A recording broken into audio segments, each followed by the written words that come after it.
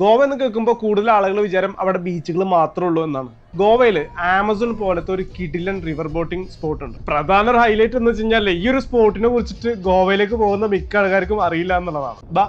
പറഞ്ഞുതരാം. ഫബീറാണ്. Welcome back travel to Fabir. അപ്പോൾ രാവിലത്തെ ബ്രേക്ക്ഫാസ്റ്റ് ഒക്കെ കഴിച്ചിട്ട് നമ്മൾ ഡേ 2 സ്റ്റാർട്ട് ചെയ്തു. നമ്മൾ നേരെ പോകുന്നത് അഗോഡ ഫോർട്ടും അതുപോലെ തന്നെ ഇവിടുത്തെ ഫേമസ് ആയിട്ടുള്ള ലൈറ്റ് ഹൗസും കാണാൻ വേണ്ടിയിട്ടാണ്. അത് കഴിഞ്ഞിട്ട് നമ്മൾ ഓൾഡ് ഗോവയിലൊക്കെ പോകാനുള്ള പ്ലാൻ ഉണ്ട്. പോകുന്ന വഴിക്ക് കോക്കോ ബീച്ച് ഒക്കെ പോയി കാണണം എന്ന് പ്ലാൻ ഉണ്ട് കേട്ടോ. പ്രധാന ഒരു പ്രശ്നം എന്ന് വെച്ച് കഴിഞ്ഞാൽ നല്ല രീതിയിൽ മഴക്കാറുണ്ട്. അപ്പോൾ അതുകൊണ്ട് തന്നെ നമുക്കൊരു റെയിൻ കോട്ട് നമ്മുടെ കയ്യിലില്ല.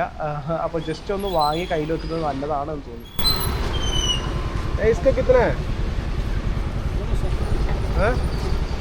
Raincoat 250. 100 dirham का सामान है. 100 dirham का सामान. 100 Apple wall. 100 नहीं 200. എനിക്ക് നല്ലൊരു ബിസിനസ് മനസ്സിലായി. എന്താ സംഭവം എന്ന് വെച്ച് കഴിഞ്ഞാൽ നമ്മൾ നാട്ടിൽ നിന്ന് ഒരു മഴക്കാലത്തൊക്കെ ഗോവയിലേക്ക് വരികയാണെന്നുണ്ടെങ്കിൽ നമ്മുടെ നാട്ടിൽ കിട്ടുന്ന 80-100 രൂപ കിട്ടുന്ന റെയിൻ കോട്ട് ഉണ്ടല്ലോ, അതൊരു 10 കൊടുന്നു കഴിഞ്ഞാൽ ഇവിടെ നിങ്ങൾക്ക് 250-300 രൂപ വിൽക്കാൻ പറ്റും. നിങ്ങളുടെ ട്രിപ്പിന്റെ കാശ് നിങ്ങൾക്ക് ലാഭം കിട്ടും. അപ്പോൾ നമ്മളോട് അന്വേഷിച്ച് പല സ്ഥലത്ത് അന്വേഷിച്ച് പലയിടത്തും 300, 350, 200, 350, 250, 300, 350 ആ റേഞ്ചിലല്ല. നമുക്ക് ആക്ച്വലി വൺ ഡേ മാത്രമേ യൂസേജ് വരുന്നുള്ളൂ. ഓൾറെഡി നമ്മൾ പല ട്രാവലിങ്ങിലും നമ്മൾ യൂസ് ചെയ്തതൊക്കെ വീട്ടിലിരിക്കുന്നുണ്ട്.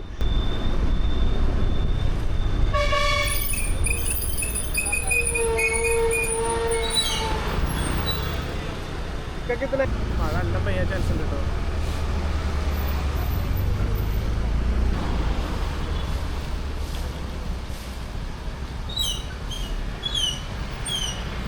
बॉस इसका कितना है?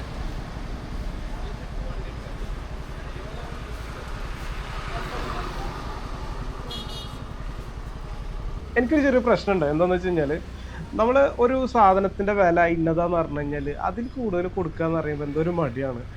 എസ്പെഷ്യലി നമ്മുടെ നാട്ടിൽ 100 രൂപ കിട്ടുന്ന സാധനം ഇവിടെ 250 കൊടുത്ത് വാങ്ങേണ്ടതുണ്ടോ എന്നുള്ളൊരു ഡൗട്ട്. അപ്പോൾ അതുകൊണ്ട് നമ്മൾ ഉദ്ദേശിച്ച ഒരു പ്രൈസിന് കിട്ടും എന്ന് വിചാരിച്ചിട്ട് പോവാണ്. പലപ്പോഴും നമുക്ക് അങ്ങനെ പോയിട്ട് അങ്ങനെ കിട്ടിയിട്ടുണ്ട്. അതുകൊണ്ടുള്ള ഒരു ഓവർ കോൺഫിഡൻ്റ് ആണ്.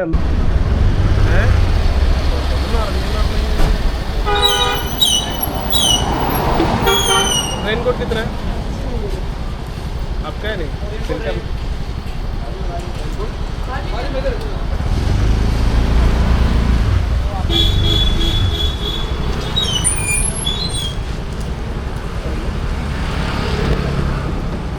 അങ്ങനെ നമുക്ക് കോട്ട് പ്രൈസ് പറഞ്ഞിട്ട് കിട്ടിയിട്ടോ. അതായത് നമുക്ക് ഒരു കോട്ടിന് 135, അതായത് 2 കോട്ടിന് നമ്മൾ കൊടുത്തത് 270 രൂപയാണ് കേട്ടോ. അതിന് കാരണം എന്ന് വെച്ച് കഴിഞ്ഞാൽ നമ്മൾ അന്വേഷിച്ചു, ഒരു 4-5 കടയിൽ അന്വേഷിച്ചപ്പോൾ നമുക്ക് ഏകദേശം ഒരു പ്രൈസ് റേഞ്ച് കിട്ടി. അങ്ങനെ ലാസ്റ്റ് നമുക്ക് കിട്ടി. എന്നാലും കുഴപ്പമില്ല. നാട്ടിൽ 100 സാധനം ഇവിടെ 135, അതൊക്കെ ഓക്കെ ആണ്. മറിച്ച് നമ്മൾ ഡബിളല്ല ട്രിപ്പിളൊക്കെ പൈസ കൊടുത്ത് വാങ്ങാന്ന് പറയുമ്പോൾ എന്തോ ഒരു ഇടങ്ങേറാണ്. ഇനി അടുത്തൊരു പരിപാടി എന്ന് വെച്ച് കഴിഞ്ഞാൽ നമ്മൾ ഇവിടുന്ന് നേരെ പോകുന്നത് അഗോഡ ഫോർട്ടിലേക്കാണ്. അഗോഡ ഫോർട്ടിൻ്റെ അവിടെ പോയിട്ട് ലൈറ്റ് ഹൗസും അഗോഡ ഫോർട്ടൊക്കെ അത്യാവശ്യം നല്ല രീതിയിൽ കണ്ട് അവിടുന്ന് ഒരു ടോപ്പ് വ്യൂയിലുള്ള സീൻ്റെ വ്യൂ ഒക്കെ കാണാമെന്നുള്ള ഉദ്ദേശത്തോട് കൂടിയിട്ടാണ് നമ്മൾ പോകുന്നത്. പോകുന്ന വഴിക്ക് എന്തെങ്കിലും ആക്ടിവിറ്റീസ് ഉണ്ടോ എന്ന് കൂടി നമ്മൾ നോക്കുന്നുണ്ട്. എന്തെങ്കിലും ആക്ടിവിറ്റീസ് നമുക്ക് കിട്ടുകയാണെങ്കിൽ അതും കൂടി നമുക്ക് ചെയ്യണം.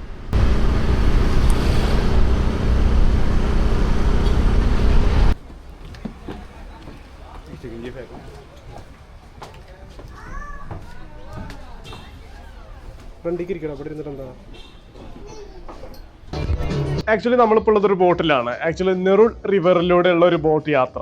നമ്മൾ അഗോഡ ഫോർട്ടിനേക്കാളും ഒരു 2 കിലോമീറ്റർ മുൻപായിട്ടാണ് ഈ ഒരു സ്പോട്ട് ഉള്ളത്. ആക്ച്വലി ഈ ഒരു മൺസൂൺ സീസണിൽ ആകെയുള്ള ഒരു ആക്ടിവിറ്റീസ് എന്ന് പറയുന്നത് നെറുൾ നദിയിലൂടെ ഉള്ള ഒരു ചെറിയൊരു യാത്ര മാത്രമാണ് ഈ ഒരു സമയത്ത് ആക്ടിവിറ്റി ആയിട്ടുള്ളത്. ഇനിയിപ്പോൾ നിങ്ങളൊരു മൺസൂൺ സീസണിൽ അല്ലാത്ത സമയത്താണ് യാത്ര ചെയ്യുന്നുണ്ടെങ്കിൽ ഈ ഒരു ബോട്ട് നേരെ പോകുന്നത് കടലിലേക്കായിരിക്കും. കടലിൽ പോയിട്ട് നമുക്ക് സ്കൂബ ഡൈവിങ്ങും അതുപോലെ തന്നെ ഡോൾഫിൻ ജമ്പും പിന്നെ ഐലൻഡ് ട്രിപ്പ്, അങ്ങനെ ഒരുപാട് ഓപ്ഷൻസ് ഉണ്ട്. ഞാൻ മുൻപ് വന്ന സമയത്ത് നമ്മളത് ചെയ്തിരുന്നു. പക്ഷേ ഇതിപ്പോൾ പോകുന്നത് ഈ നദിയിലൂടെയുള്ള ഒരു ബോട്ട് റൈഡ് മാത്രമല്ല. ഏകദേശം ഒരു 5 പ്രധാനപ്പെട്ട സ്ഥലങ്ങൾ കാണിച്ചു തരുമെന്നാണ് പറഞ്ഞത്.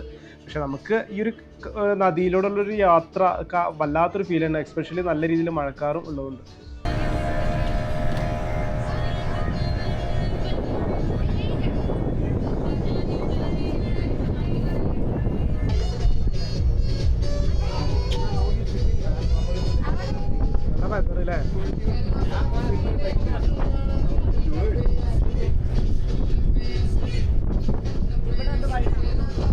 ആക്ച്വലി ഞാനൊരു 2021 ഞാൻ ഗോവയിൽ ഫസ്റ്റ് വിസിറ്റ് ചെയ്ത സമയത്ത് ഈ റൈറ്റ് സൈഡിൽ കാണുന്ന ഒരു ടെമ്പിൾ ഉണ്ടല്ലോ, അവിടെ ഉണ്ട് നമ്മൾ ബൈക്ക് വെച്ചത്.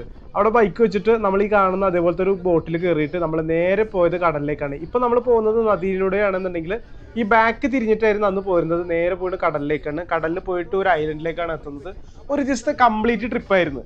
നമ്മൾ ബൈക്ക് ഇവിടെ വെച്ചു. അവരിവിടെ വന്നിട്ട് നമ്മൾ ആക്ച്വലി അന്ന് മഡ്ഗാവിലായിരുന്നു താമസിച്ചിരുന്നത്. മഡ്ഗാവിൽ താമസിച്ചിട്ട് നമ്മൾ നോർത്ത് ഗോവയിലേക്ക് രാവിലെ ഒരു 7 മണിയാകുമ്പോഴേക്കും ഇവിടെ എത്തുന്ന രീതിയിൽ 7 മണിക്ക് അവിടെ നിന്ന് പുറപ്പെട്ടിട്ട് ഒരു 9 മണിയാകുമ്പോൾ ഇവിടെ എത്തുന്ന രീതിയിൽ വന്ന് ഇവിടെ വന്നിട്ട് നമ്മൾ ബൈക്ക് ഇവിടെ സൈഡാക്കി പാർക്ക് ചെയ്ത് അത് കഴിഞ്ഞിട്ട് നമ്മൾ 1500 രൂപയാണ് അന്ന് നമ്മളൊരു ബോട്ടിങ്ങിന് കൊടുത്തത്. ആക്ച്വലി ഗോവയിൽ വരുമ്പോൾ നിങ്ങൾ ആക്ടിവിറ്റീസ് ഒക്കെ ചെയ്യുമ്പോൾ നിങ്ങൾ അറിഞ്ഞിരിക്കേണ്ട ചെറിയ ട്രിക്ക് ഞാൻ ഈ യാത്രയിലൂടെ നിങ്ങൾക്കൊന്ന് ജസ്റ്റ് പറഞ്ഞുതരാം. അതായത് നമ്മൾ അന്ന് 1500 രൂപയുടെ ഒരു ബോട്ടിംഗ് ആണ് നമ്മൾ എടുത്തത്. അതിലുണ്ടായിരുന്നത് നമുക്ക് രാവിലെ 9 മണി മുതൽ ഒരു 3 മണി വരെ ബോട്ടിലൂടെ കടലിലൂടെ കറങ്ങുന്ന ഒരു സംഭവമായിരുന്നു. അതിനെക്കുറിച്ച് ഡീറ്റെയിൽ ആയുള്ള എപ്പിസോഡൊക്കെ നമ്മൾ ഓൾറെഡി ചെയ്തിട്ടുണ്ട്.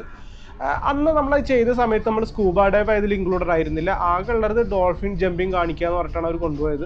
നമ്മൾ ആദ്യം ബോട്ടൊക്കെ കണ്ടപ്പോൾ 1500 പോയി എന്നുള്ളവർക്ക് ഫീൽ തോന്നിയിരുന്നു. കാരണം ഏകദേശം ഇതുപോലത്തെ ഒരു ബോട്ട് ഉണ്ടായിരുന്നു. നമ്മൾ എക്സ്പെക്ട് ചെയ്തത് വലിയ രീതിയിലുള്ള ക്രൂയിസ് ഒക്കെ ഉണ്ടല്ലോ, അൺലിമിറ്റഡ് ഡ്രിങ്ക്സ് ഒക്കെ ആയിട്ടുള്ള ഒരു ക്രൂയിസാണ് നമ്മൾ എക്സ്പെക്ട് ചെയ്തത്. പക്ഷേ ബോട്ട് കണ്ടുപിടിച്ചിട്ട് നമ്മൾ കംപ്ലീറ്റ് കയ്യിൽ നിന്ന് പോയി.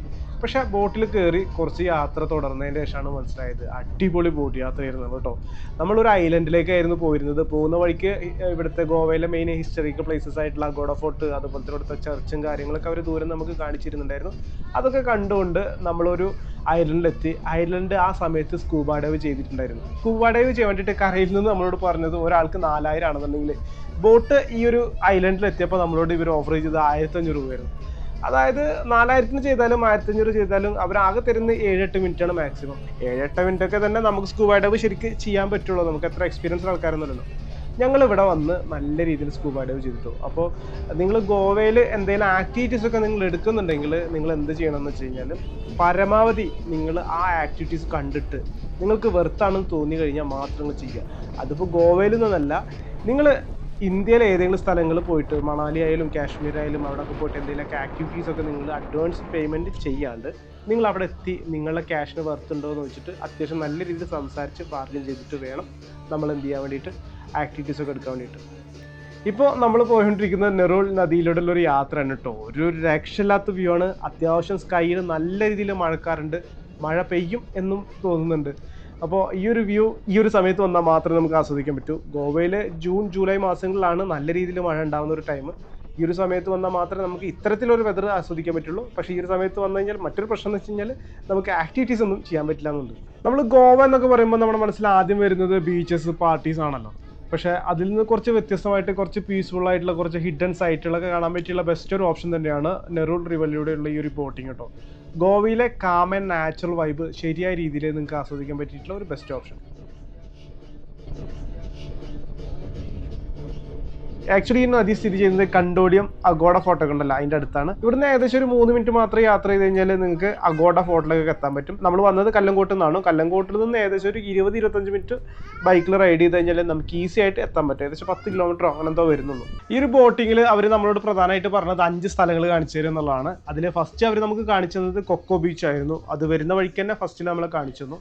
അത് കഴിഞ്ഞിട്ട് അവർ രണ്ടാമത് നമ്മളോട് പറഞ്ഞത് ഇവിടുത്തെ ഒരു ചർച്ച് ഉണ്ട്, ഒരു ഓൾഡ് ഗോവ ചർച്ച് ഉണ്ട്, അത് ദൂരെ നിന്ന് കാണിച്ചു തരുന്നതാണ്. ആ ഓൾഡ് ഗോവൻ്റെ ചർച്ച് നമ്മൾ കണ്ട വ്യൂ ആണ് നിങ്ങളിപ്പോൾ കണ്ടുകൊണ്ടിരിക്കുന്നത്.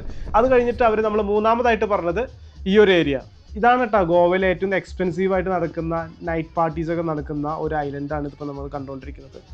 എസ്പെഷ്യലി ന്യൂ ഇയർ സമയത്തും അതുപോലെ തന്നെ സ്പെഷ്യൽ നൈറ്റിലൊക്കെ ഭയങ്കരമായിട്ടുള്ള എക്സ്പെൻസോട് കൂടി നടക്കുന്ന ഒരു പാർട്ടി യാർട്ടാണ് നമ്മൾ കണ്ടുകൊണ്ടിരിക്കുന്നത്. പിന്നെ ഇവർ പറഞ്ഞിട്ടുള്ള 2 സ്പോട്ട് ഉണ്ട്. ആ 2 സ്പോട്ട് ഏതാണെന്നുള്ളത് കേട്ടപ്പോൾ എനിക്ക് ഭയങ്കരമായിട്ട് കൗതുകം തോന്നിപ്പോയിട്ടോ. നമ്മൾ ബോട്ട് എടുക്കുന്നതിന് തൊട്ട് മുൻപായിട്ട് നമ്മളൊരു ടെമ്പിളും പിന്നെ അതുപോലെ ഒരു ശിവന്റെ ഒരു ഇതും കണ്ടിരുന്നില്ലേ, അതാണ് ഇവർ ബാക്കി പറഞ്ഞ 2 സ്പോട്ട്.